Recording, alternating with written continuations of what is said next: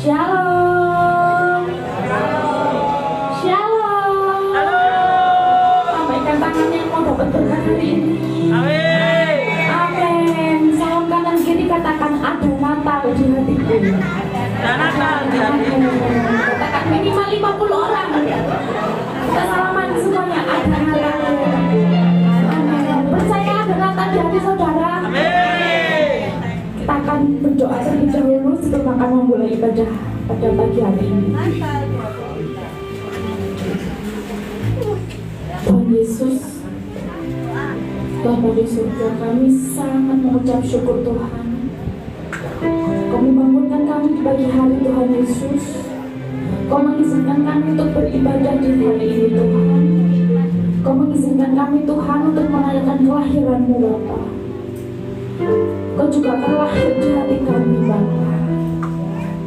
Terima kasih Tuhan atas pengorbanan penyertaan yang sangat luar biasa ini Tuhan. Atas anugerah-Mu di atas kehidupan kami Tuhan.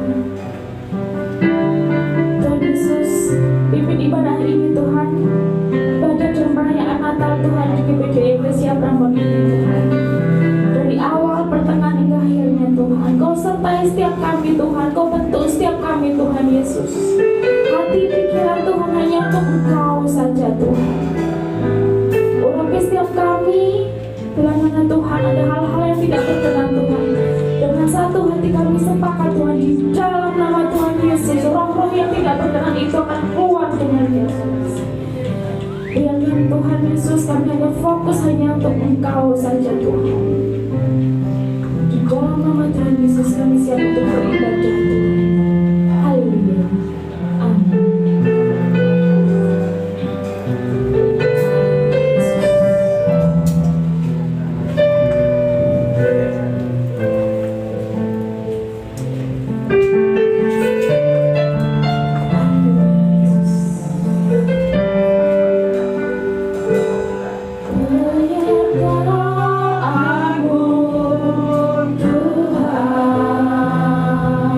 Tuhan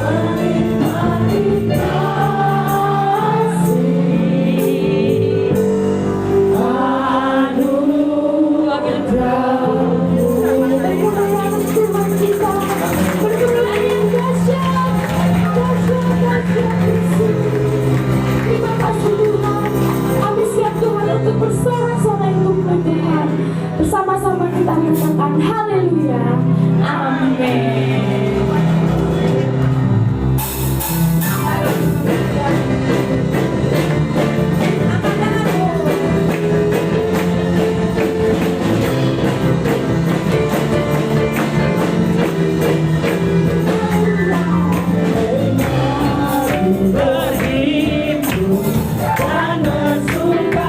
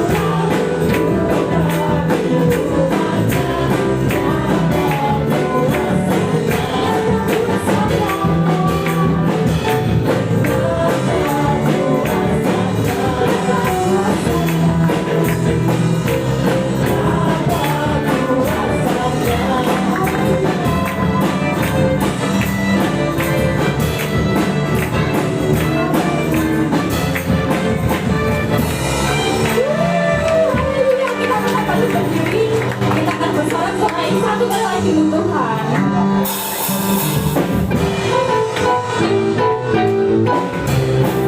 Amin. Haleluya Yesus.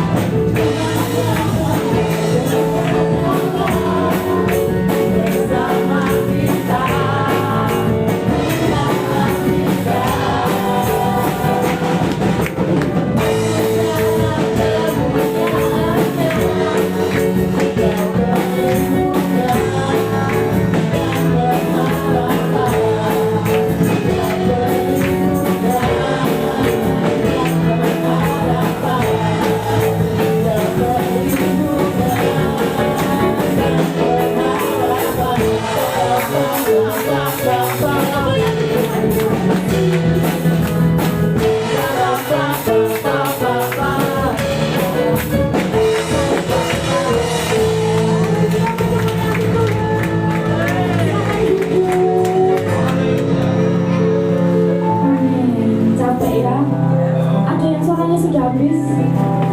Belum ya. Tapi kita akan siapkan hati kita karena ibadah ini ibadah yang sangat spesial, firman-Nya yang akan disampaikan oleh hamba-Nya. Kita siapkan hati kita.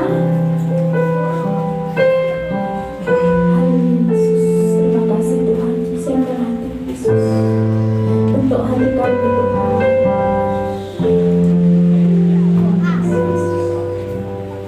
Ku datang padamu membawa hormat dan syukurku.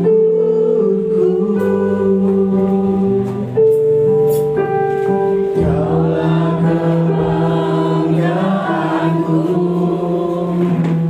penyelamatku yang hidup.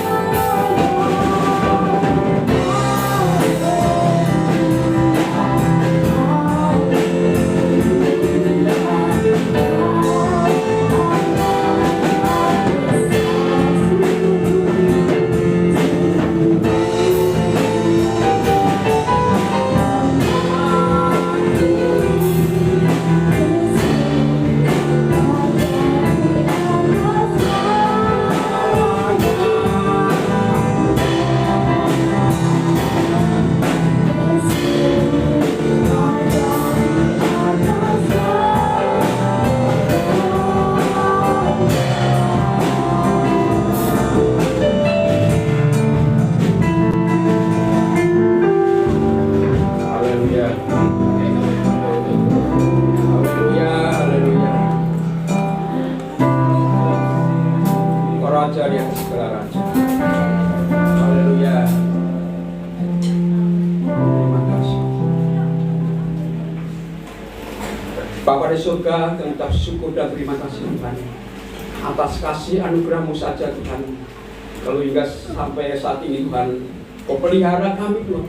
Kalau kami boleh ada ini Tuhan, bukan karena kekuatan gagah kami Tuhan. Semua adalah anugerah yang Kau berikan kepada kami.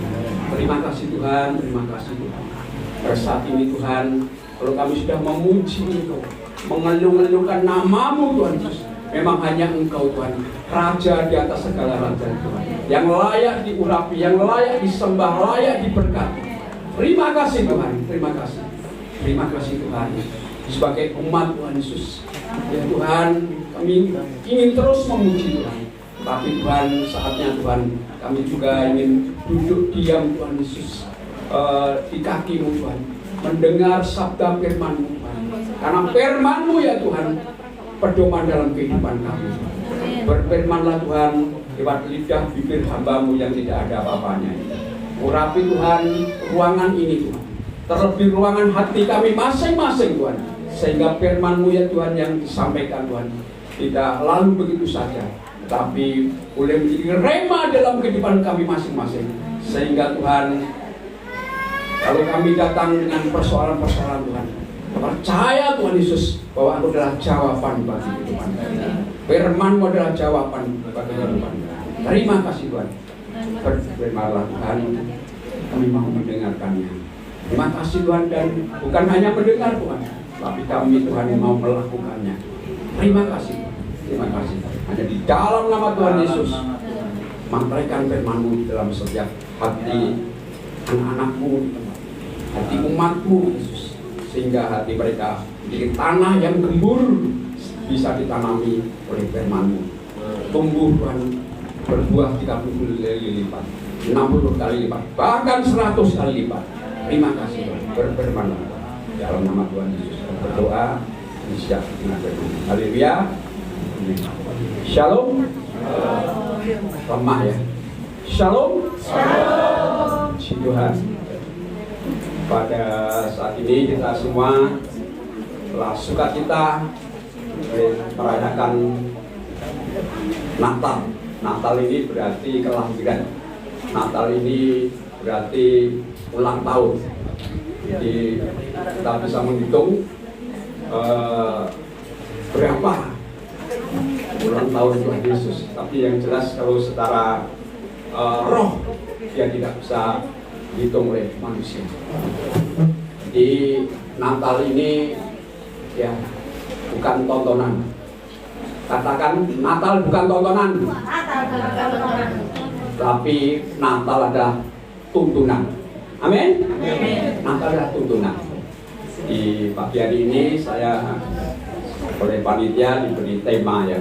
Jadi saya sebagai gembala tapi harus tunduk pada panitia. Ya, panitia sudah dibentuk, yang mana saya kalau Natal ini biasanya tidak pernah menyampaikan firman ya, mengundang tamu, ya, mengundang tamu hamba Tuhan yang lain. Tapi di momen Natal ini rupanya beliau ini juga ada tugas di kerjanya masing-masing. Terus panitia, ya Pak Gembala saja. Masa saya dipercaya? Ya percaya sama gembalanya, tidak percaya. Bilangnya manusia seperti itu, terus ada yang menimbali yang lain. Berarti saya dipercaya untuk menyampaikan firman pada pagi hari ini. Amin. Di firman Tuhan terambil dari Mazmur ya, Mazmur 19. Ya, tertera di sini. Mari kita akan pakai berdiri semua, kita hormati firman Tuhan. Kita akan baca di Mazmur 19 ayat yang ke-8. Haleluya. Mazmur 19 ayat yang ke-8. 2, 3. Taurat Tuhan itu sempurna, menyegarkan jiwa. Peraturan Tuhan itu teguh, memberikan hikmat kepada orang yang tak berpengalaman. Ya. Amin. Silakan duduk. Ya, firman Tuhan menyegarkan jiwa. Jadi jiwa kita ini kadang-kadang letih, kadang-kadang lesu. Ya. Makanya perlu kita mendapatkan asupan atau makanan. Ya, kalau kita tidak makan selama sehari saja, ya, pasti tubuh kita akan letih, tubuh kita akan loyo. Ya. Jadi firman Tuhan ini adalah makanan yang sesungguhnya, makanan rohani bagi kita. Waktu Tuhan Yesus dicobai oleh si jahat yaitu iblis, bahwa iblis akan memberikan segala-galanya. Yang pertama, jatuhkan dirimu. Jadi Tuhan Yesus yang punya dunia ini dicobai oleh si iblis, karena Yesus Tuhan kita adalah 100% Tuhan, juga 100% manusia. Hanya iblis berusaha untuk menguji atau mencobai Tuhan Yesus. Tapi apa kata Tuhan Yesus? Bahwa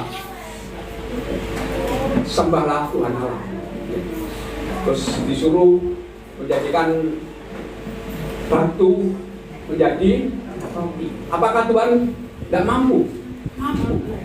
Tapi Tuhan tidak menuruti maunya si iblis. Jadi firman Tuhan. Yohanes 1 ayat 1 mengatakan, pada mula adalah firman. Firman itu bersama-sama dengan Allah, dan firman itu adalah Allah sendiri. Jadi Daud menuliskan permazmur ini yang mengatakan pengalaman Daud. Kita tahu semua siapa Daud. Daud adalah seorang penggembala. Ya, penggembala ini orang Jawa bilang arek angon. Karena ada ular Jawa itu nyanyian ya, lunyu pendeknya itu ya. Ya, arek angon, jadi tidak berharga. Jadi titik yang terendah. Tetapi Daud ya, dengan pengalaman bersama Tuhan. Jadi waktu dia membalakan kambing dombanya nggak seberapa, mungkin hanya 4 atau terbanyak 5. Dia sering mendapat godaan, ya, mungkin mau dijarah orang, mungkin mau diterkam binatang buas, tetapi dia menghalunya. Bahkan ada beruang yang mau menyergap untuk serigala tadi mulutnya dipegang, disobek. Jadi Daud mempunyai pengalaman bersama Tuhan. Dia mengandalkan Tuhan, dia mengandalkan firman Tuhan, karena firman Tuhan adalah Tuhan sendiri. Yohanes 1 ayat 1 tadi mengatakan pada mulanya adalah firman. Jadi firman yang mulanya, ya. Tuhan sendiri mengatakan akulah Alfa dan Omega. Jadi Daud begitu luar biasa, yang mempunyai pengalaman yang hebat bersama Tuhan. Jadi tokoh Daud ini yang banyak menulis di permazmur ini. Next. Ya, jadi firman Tuhan itu bisa dipercaya. Firman Tuhan bisa dipercaya. Ya, besi mungkin tertancap ya. Ya, rumah ini juga dulu ada besi-besinya. Ya, ada besi-besinya untuk pondasi. Pasti akan lebih kokoh karena ini ada lantai 2. Jadi kalau tidak dikasih pondasi yang kuat atau besi yang tertancap di antara pondasi-pondasi tadi, pasti bangunan ini tidak kokoh. Ya. Begitu juga Daud contohnya, suatu pribadi yang mempunyai kesaksian, ya, suatu pengalaman yang sangat spektakuler, sangat hebat, sangat luar biasa. Jadi dari titik yang terendah tadi saya katakan apa? Sebagai gembala, ya, sebagai gembala sampai titik tertinggi menjadi raja, ya, menjadi raja. Ya, di sepanjang hidupnya dia tidak lupa, dia selalu percaya dan memperkatakan Torah Tuhan. Seperti yang kita baca tadi, firman Tuhan itu sempurna. Jadi Tuhan kita adalah sempurna. Dia selalu memperkatakan Torah Tuhan. Next. Ikut. Ya. Jadi firman Tuhan itu memberi hikmat, ya, memberi hikmat, ya. Katakan firman Tuhan memberi hikmat, ya, memberi hikmat pada orang yang tidak berpengertian. Ya. Kita semua mungkin terbelakang dibandingkan dengan orang-orang lain, kita terbelakang. Tetapi karena firman Tuhan kita bisa mengetahui rahasia kehidupan ini. Kita bisa mengenal Tuhan. Ya, bukan karena kita memilih agama ini, tapi Bapak Ibu Saudara dipanggil, dan bukan hanya dipanggil, tetapi Bapak Ibu Saudara dipilih Tuhan. Amin. Contohnya Salomo, ya, Salomo, ya, Salomo, ya, Salomo yang mana masih muda, dia juga mengganti ayahnya. Ayahnya siapa namanya? Daud. Jadi dia suksesinya menggantikan Raja Daud. Dan Salomo ya mungkin belum berpengalaman, belum pengertian, tetapi dia minta, dia berdoa pada Tuhan. Ya, jadi kalau kita semua belum berpengalaman, belum mengerti maksud Tuhan dalam firman-Nya, berdoa, minta pada Tuhan. Pada waktu itu apa yang terjadi? Salomo setelah dia naik ditampuk kekuasaan menggantikan Raja Daud, ya, bahwa dia menyerahkan kehidupannya kepada Tuhan di dalam doanya. Doanya Salomo apa? Ya, doa apa? Ya, doanya. Dasarnya mari kita baca Amsal 1 ayat 5. Amsal 1 ayat 5. Coba. Amsal 1 ayat 5. Mohon salah satu dibacakan.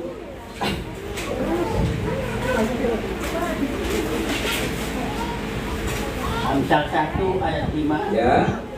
Baiklah orang bijak mendengar dan menambah ilmu, dan baiklah orang yang berpengertian memperoleh bahan pertimbangan. Nah, ini juga. Baiklah orang yang bijak mendengar dan menambah ilmu. Jadi saat ini kita semua membuka telinga kita, ini mendengar untuk menambah ilmu. Dan baiklah orang yang berpengertian memperoleh bahan pertimbangan. Jadi hikmatnya apa, saudara ya? Hikmat ini ya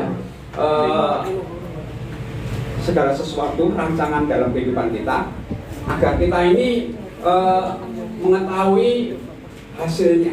Ya, seperti Raja Salomo waktu itu, ya, ada dua mama, ya, ada dua mama kalau saya boleh gambarkan, atau mungkin dua ibu di sini maju ya, coba di depan dua ibu maju bisa untuk contoh. Ayo Bu Maria, ya, di sini. Oh, sama tunjuk siapa? Yang sama aja. Oh, pendeta ini, ya, ya, pendeta ini ya. Ya ini ya sudah pengalaman ya, sudah apa? Coba ekspresikan Ibu A dan Ibu B waktu itu rebutan bayi. Coba ekspresikan. Ya, dia tahu yang hebat bagaimana ya.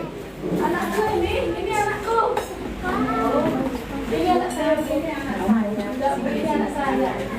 Ini anak saya, Raja Salomo. Ini anak saya. Ya. Mencuri anak saya. Iya. Itu anak saya. Kami tinggi sama waktu tamu ini. Ini anak saya, Pak. Hebat.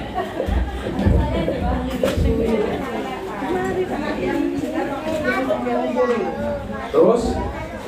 Ini anak saya nggak ngambil, saya nggak nyuri. Ya. Pak Beso, Pak Sony, ambil pedang. Ambil pedang Pak ya. Ambil pedang. Tahu sini Pak pedangnya Pak. Kalau begitu, mari anaknya. Coba ini, rasa kuah ini. Ya, anaknya ya, yang untuk perebutan tadi. Ya. Kalau gitu anak yang meninggal sudah dikuburkan. Ini saya juga tidak tahu. Tapi anak ini mau saya bilang. Bagaimana?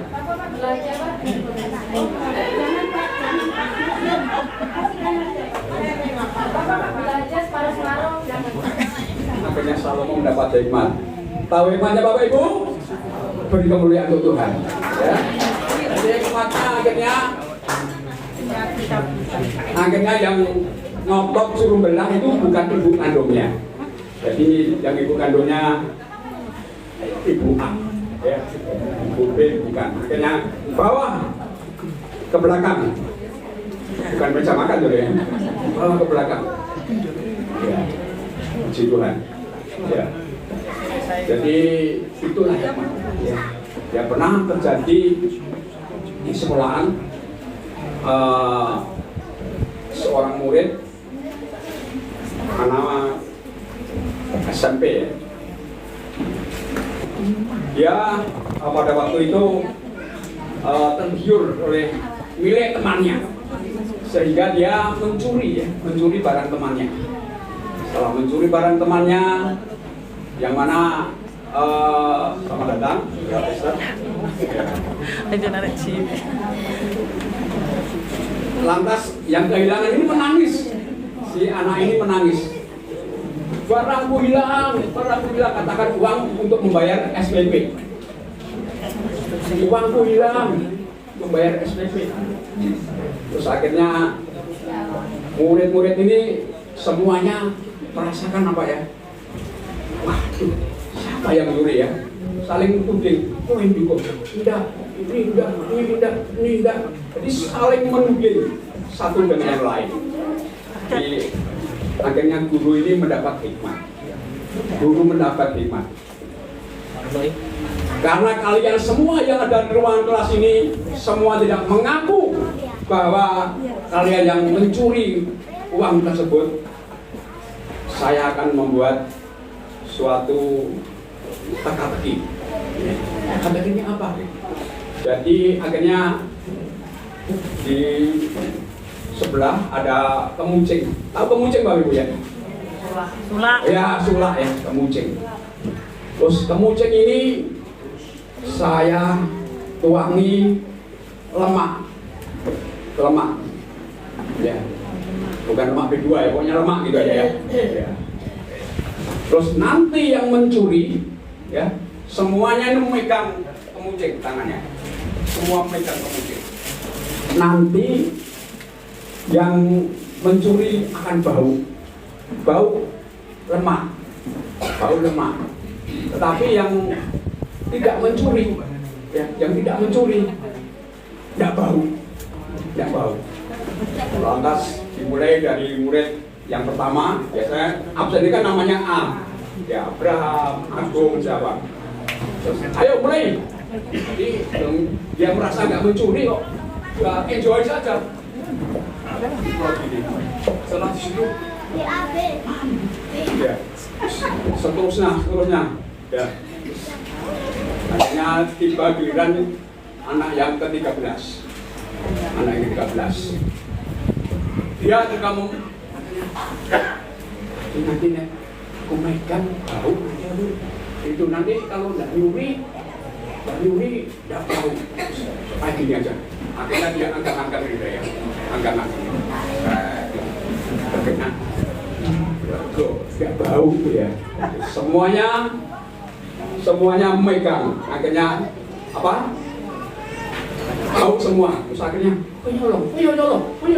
Enggak. Tuh, sekarang anak-anak maju satu persatu. Lihat tangannya. Yang bau lemak itu yang nyuri. Setelah itu semua dibau dulu. Bau. Setelah anak ini sudah apa? Sudah dekat dulu. Semua bau. Tidak bau. Akhirnya tiba dia tidak bau. Ya, bisa dimengerti? Bisa dimengerti? Bisa. Itulah hikmah. Jadi hikmah. Akhirnya kamulah yang mencuri.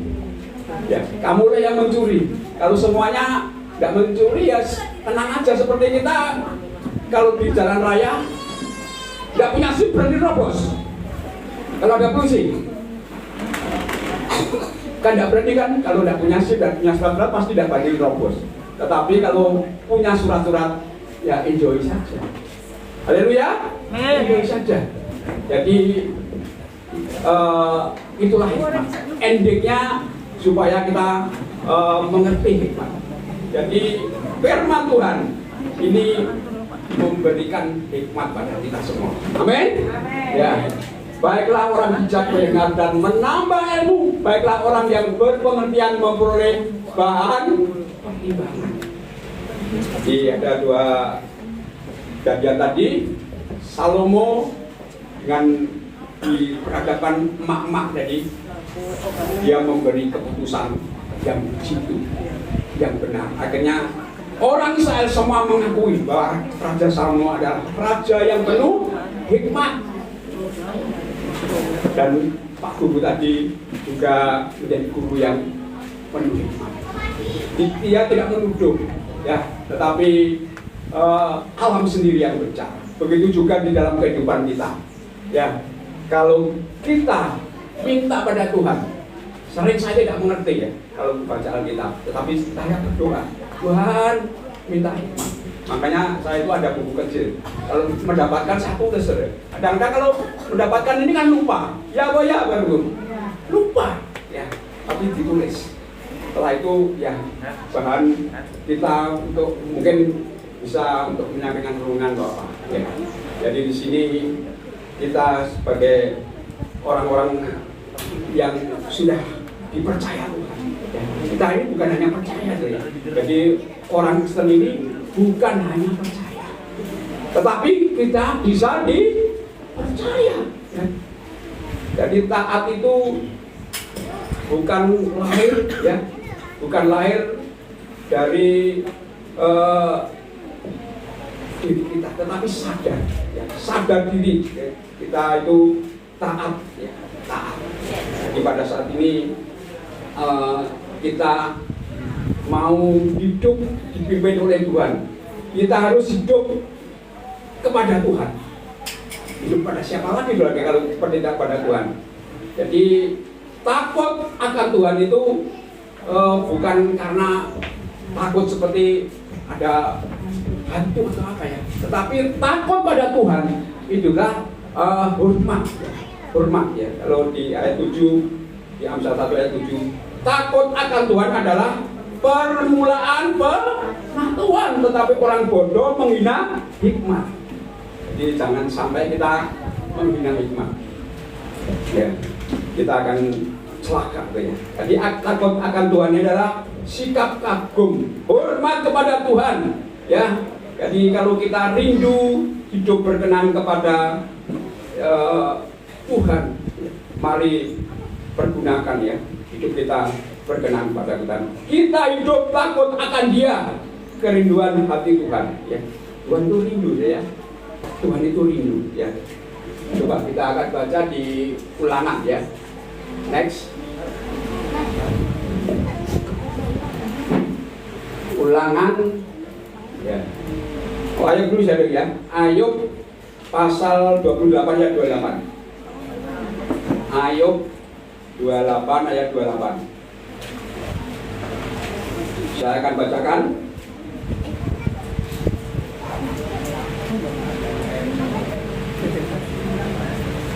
Tetapi kepada manusia ia berfirman, sesungguhnya takut akan Tuhan itulah hikmat, dan menjauhi kejahatan itulah akal budi. Ya. Jadi setiap kita ya, Tuhan yang merindukan. Mungkin kita belum pengertian, belum mempunyai hikmat dalam kehidupan kita. Tetapi kalau kita mau minta seperti Raja Salomo tadi, pasti diberi hikmat. Dan ada hal yang mana dalam kehidupan kita mempunyai segala sesuatu. Seperti ini ya. Tapi sekarang kok bisa ya. Jadi ketaatan ini lahir dari kesadaran. Mari kita sadar diri semua. Amin. Sadar diri semua pada Tuhan. Jadi bukan lahir dari ketakutan, tetapi dari kesadaran. Kalau kita lahir dari takut, pasti tidak permanen. Kalau takut, ya pasti tidak permanen. Ya, seperti kita waktu kecil ya, yang suka nyuri tebu dulu, mungkin takut pada penjaganya. Tapi setelah nggak ada ya akan kembali seperti itu. Tapi kalau kita takut yang sifatnya sadar ini mencuri ini tidak benar ini, terus dia akan menyadari. Jadi marilah saudaraku, apa yang kita lakukan ibadah kita saat ini, kita cari hikmat, cari didikan Tuhan.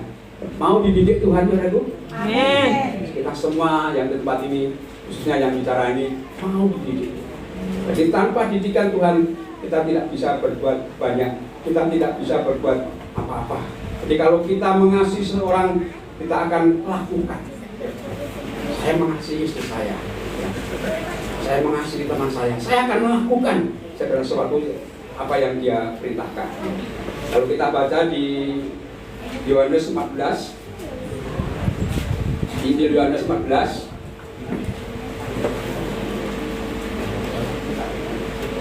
ayat yang ke-15.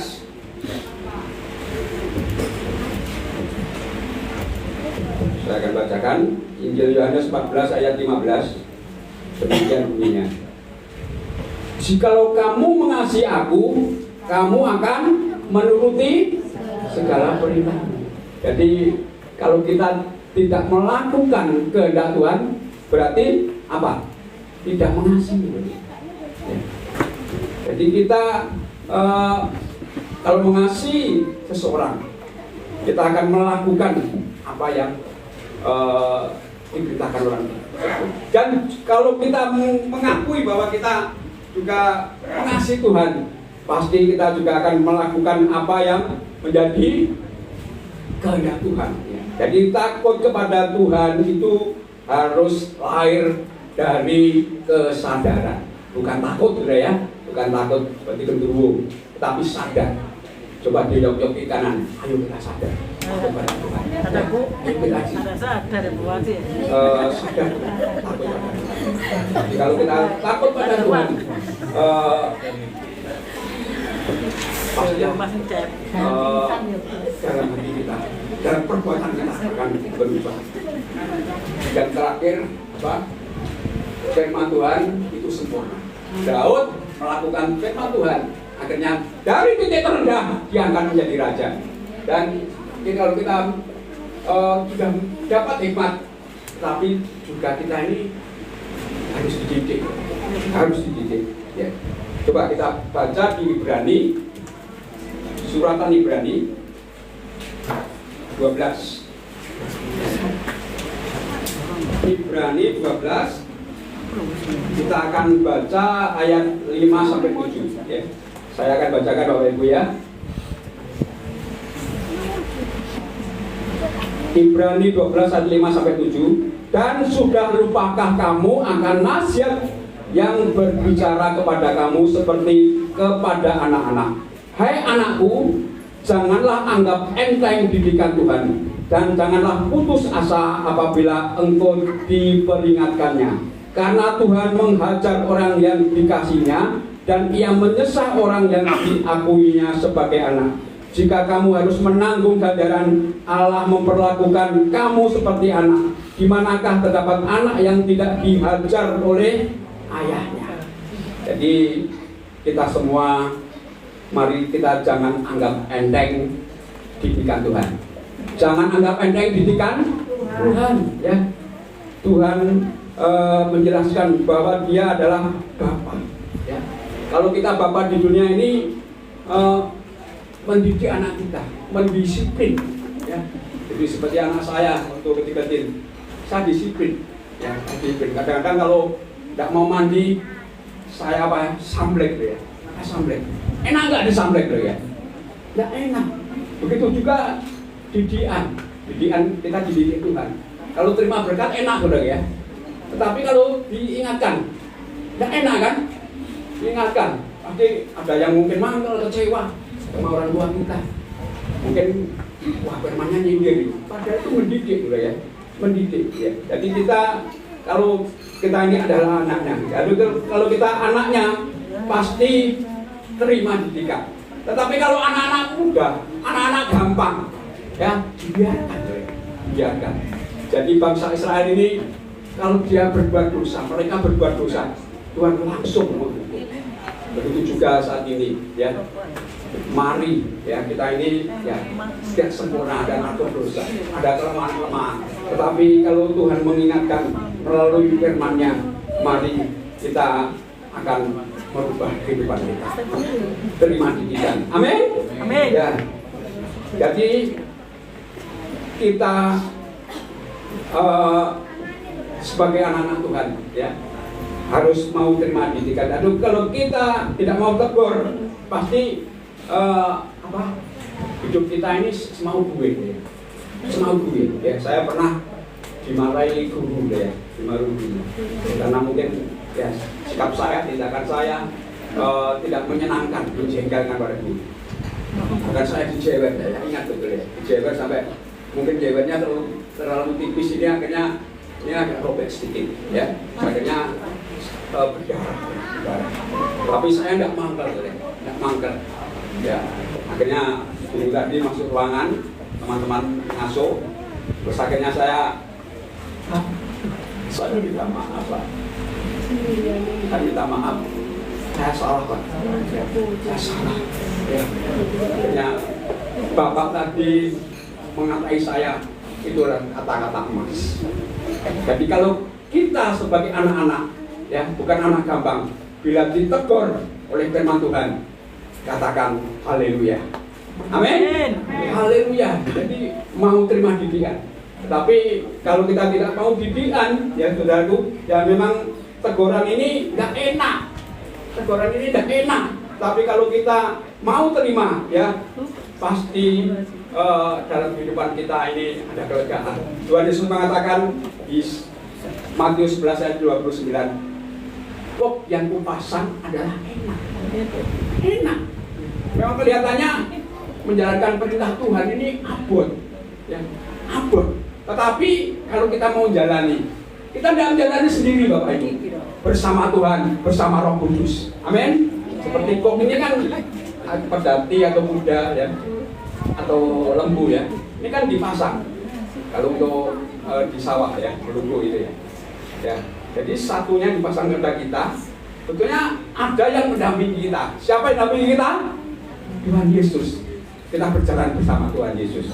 Jadi kalau kita sebagai orang-orang yang mau terima didikan, ya, tentunya dalam kehidupan kita akan diubahkan.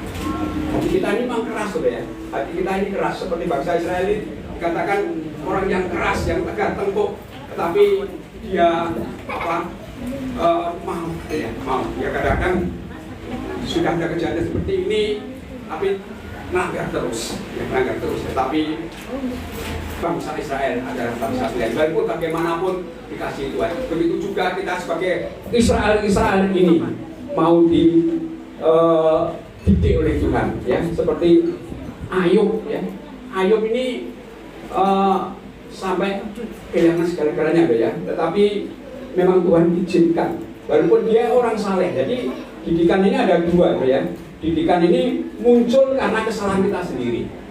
Tapi yang kedua, didikan ini karena Tuhan izinkan, ya seperti Ayub ini diizinkan oleh Tuhan, ya. Jadi marilah didikan Tuhan ini yang memang menyakitkan kita, ya. Didikan ikut Tuhan Yesus sebagai anak, didikan ikut Yesus sebagai anak. Kok bisa ya anak-anaknya dididik dalam kebenaran? Kita seharusnya bersyukur melalui firman pada saat ini kita mau dididik. Jadi sebagai anak-anak kita begitu lemah sebetulnya. Jadi didikan dalam kebenaran inilah yang dimaui Tuhan. Kita ditegur, kita dididik, kita diuji agar anak-anaknya keluar sebagai emas. Amin. Keluar sebagai emas. Dan kita menjadi dewasa. Jadi banyak orang ini tidak terima, ya. Tetapi pada saat ini bila yang ada di ruangan ini dididik Tuhan, kita akan terima. Amin. Kita akan terima. Kita akan meresponi yang benar. Memang secara daging ini gak enak, ditegur. Gak enak. Tetapi biarlah kita mau ditegur oleh Tuhan. Kita mau dididik oleh Tuhan. Biar kita tidak dikatakan apa tadi? Anak-anak gampang, anak-anak murahan. Tetapi kita menjadi anak-anak yang keluar sebagai pemenang, keluar sebagai emas, keluar sebagai membawa kemenangan, berarti ya. Di setiap kita, mari Bapak Ibu Saudaraku, kita mau terima didikan Tuhan, karena Tuhan menghajar orang yang dikasihnya. Jadi kalau kita dikasih, ya diajar oleh Tuhan, ya. Dan Ia menyesal orang yang diakuinya sebagai anak. Jika kamu harus menanggung ganjaran Allah memperlakukan kamu seperti anak. Di manakah terdapat anak yang tidak diajar oleh ayahnya? Kalau ayah membiarkan anaknya berbuat salah, ini salah orang tuanya, ya. Jadi kalau Tuhan menegur ini sebagai mengasihi Bapak Ibu Saudara. Amin. Mengasihi Bapak Ibu Saudara. Jadi kalau ada salah seperti ini diperingatkan, jangan kecewa, jangan sakit hati, tetapi mau mengaminkan. Saya pernah mengalami seperti itu, ya, waktu sekolah. Tapi akhirnya saya mendapatkan. Jadi kalau saya dendam, saya kecewa, pahit, bagaimana? Pada saat ini mari hal yang utama, yaitu firman Tuhan itu sempurna dan memberi hikmat. Kita sudah mendapatkan hikmat semua. Bagaimana dalam kehidupan ini segala sesuatunya untuk menghasilkan yang baik, kita meminta pada Tuhan dan kita mau dididik sebagai anak-anak. Kiranya Tuhan Yesus memberkati kita semua. Haleluya.